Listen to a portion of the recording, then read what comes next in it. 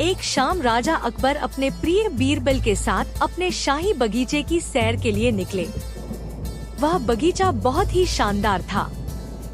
चारों ओर हरियाली ही हरियाली थी और फूलों की भीनी भीनी खुशबू वातावरण को और भी खूबसूरत बना रही थी। ऐसे में राजा को जाने क्या सूझा कि उन्होंने बीरबल से कहा, बीरबल, हमारा मन है कि इस हरे भरे बगीचे में हम हरे घोड़े में बैठकर घूमें। इसलिए मैं तुम्हें आदेश देता हूँ कि तुम 7 दिनों के अंदर हमारे लिए एक हरे घोड़े का इंतजाम करो। वहीं अगर तुम इस आदेश को पूरा करने में असफल रहते हो तो तुम कभी भी मुझे अपनी शक्ल न दिखाना।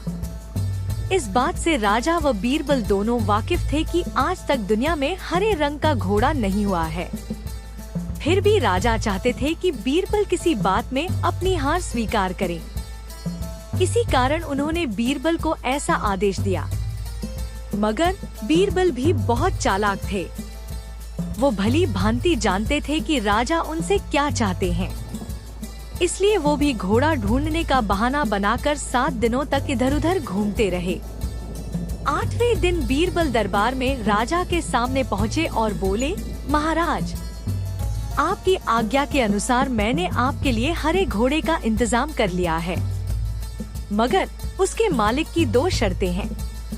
राजा ने उत्सुकता से दोनों शर्तों के बारे में पूछा।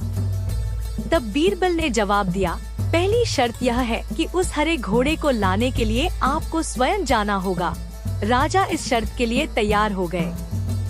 फिर उन्होंने दूसरी शर्त के बारे में पूछा।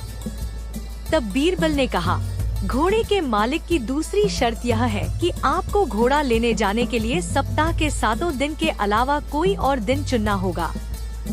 यह सुन राजा हैरानी से बीरबल की ओर देखने लगे।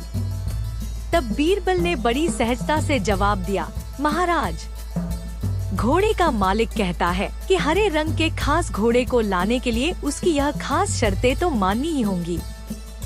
राजा अकबर बीरबल की यह चतुराई भरी बात सुनकर खुश हो गए और मान गए कि बीरबल से उसकी हार मनवाना वाकई में बहुत मुश्किल काम है। कहानी से सीख। यह कहानी हमें यह सिखाती है कि सही सूझबूझ और समझदारी के साथ नामुमकिन लगने वाले काम को भी आसानी से किया जा सकता है।